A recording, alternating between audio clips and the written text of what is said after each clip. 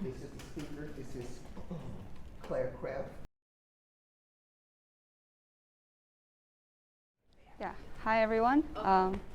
I'm going to talk about autistic burnouts and how to overcome them.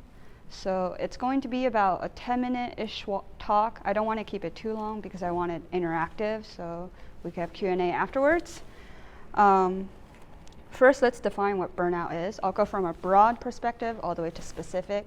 From a broad standpoint, burnout is a consequence of prolonged physical, emotional, and mental exertion. And this concept was first coined by Dr. Freudenberger. He was studying a group of clinicians or those who were in the customer service industry and noticed a pattern of behaviors along with symptoms that was across all of them, or most of them.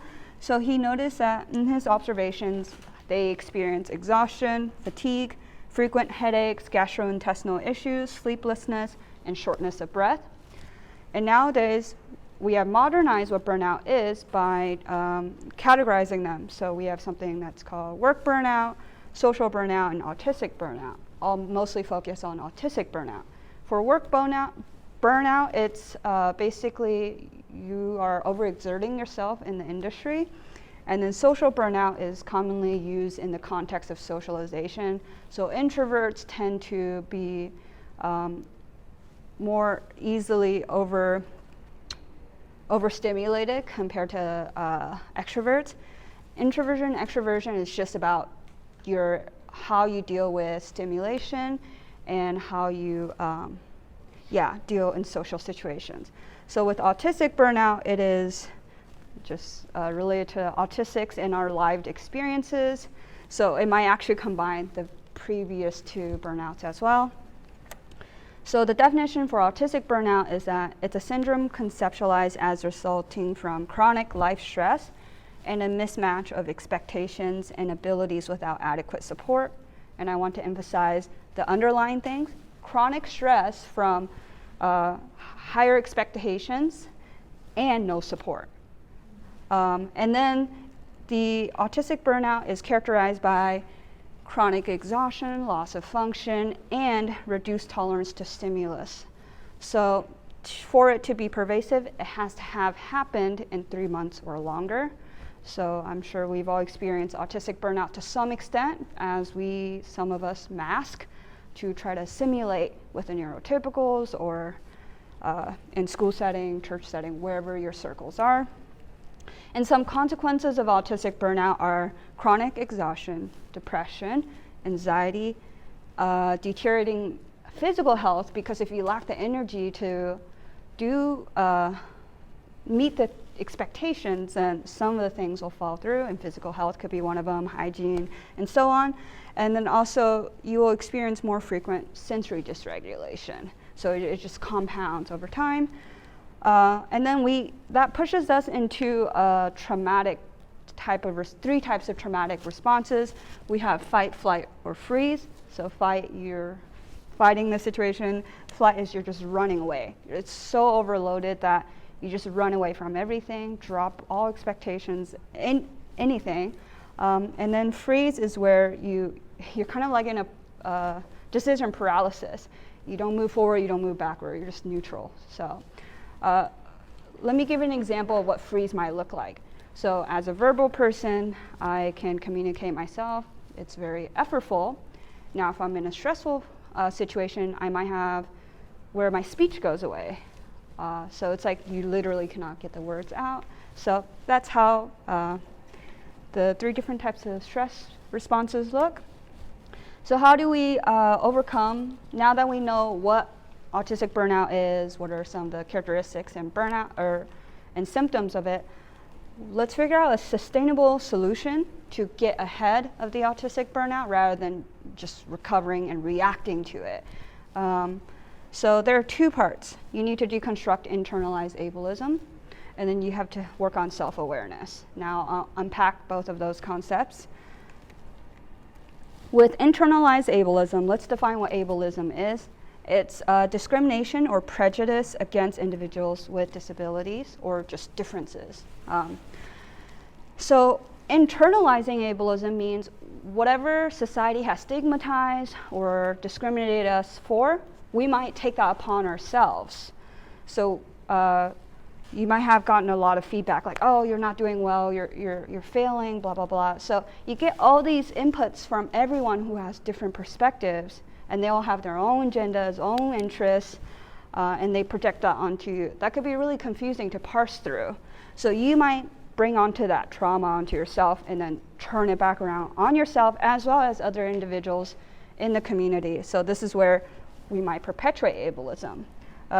Some ideas of how do I know if I've internalized ableism? Well, do you feel insufficient? Do you feel worthless, undeserving, or like a failed, broken human, or ashamed? So shame is very effective, and it's, yeah, so. With self-awareness, that's a second solution. It is defined as knowledge or understanding of one's own triggers, capabilities, character, feelings, and motivations. And self-awareness requires time and a lot of forgiveness for yourself. It also requires you to go through the discomforting things. So you might have a status quo of, well, I've been hurt before, I'll just stay in this I guess, state of mind. Or you can say, no, I want to break that status quo and make something better for myself, because everyone else is going to try to make it worse for you, so only you can make it better for yourself. This requires paradigm shift. And what paradigm shift is, you have old knowledge, old concepts of how you conduct yourself.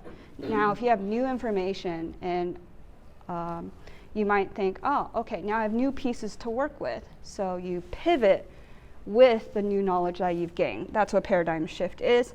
And then the hardest part is discernment. Because as you're getting all these feedback from other people, you have to say, is this, you have to figure out how to weigh it. Is this worth it? Or is it just extra noise that I need to filter out? So to visualize this, think of like an XY axis. And you've got a bunch of data points all over the graph. And then draw a line through something, the dots that align with your values. And yeah, so if they're unrelated to your values, think of them as externalities to be filtered out. So that's what discernment is. And then some benefits of self-understanding are autonomy, safety, and thriving, so happiness. Going through each of them, autonomy boosts self-respect, and then if you have self-respect, then you can respect others. And to do that, you will have to figure out how consent works. One thing I've noticed is that a lot of people tend to underestimate neurodivergent people or people with disabilities, thinking we don't have the competencies and the knowledge to be able to decide things in our lives. So oftentimes, decisions are projected onto us, spoken over us, for us, when really it should be we should have consent over our own lives.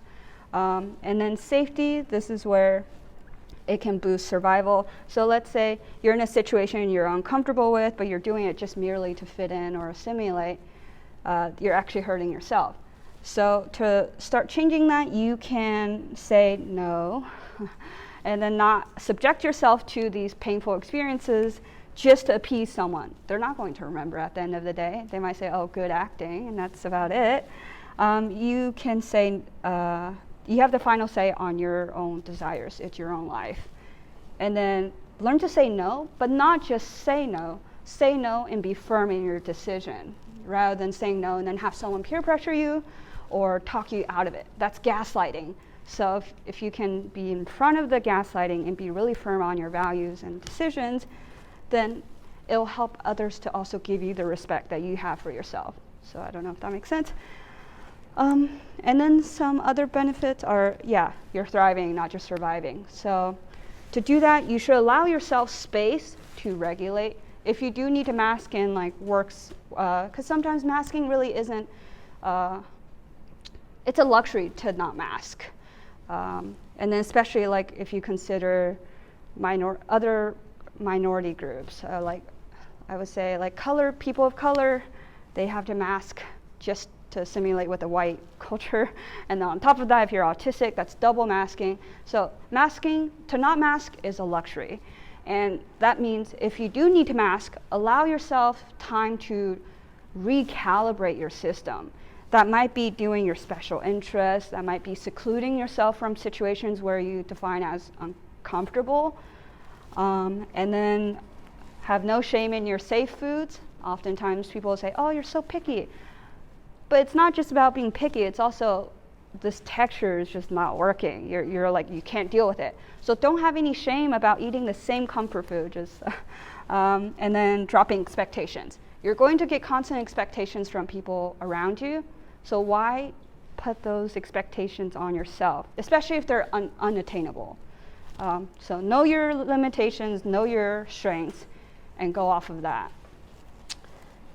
Some practical things you can start today are to explore your triggers. And what I mean by this is figure out what are some sensory triggers. Are there emotional triggers? Are there social triggers, certain humans, certain topic? Once you figure those out, then you can prevent yourself from being, I guess, the victim of it, because you can say, I'm not going to engage in that. And then create a sensory bag. So it could be a box or tote, whatever. So for examples for me, for my visual sensitivity, I have a pair of sunglasses in my car as well as my house. So if I'm driving, it's accessible. If I'm out walking, I can just take it from my house. I have earbuds in my backpack for noise sensitivity. I actually have the high fidelity earbuds. They're not noise canceling, but what it does is it reduces the decibels all down. You could hear everything, but it just brings the decibels down to where it's not so overwhelming. And then I also have a Rubik's Cube, pretty much wherever I'm at, like the car or the backpack, my home. This is for tactile feedback, or if I'm nervous and I just fidget with the cube.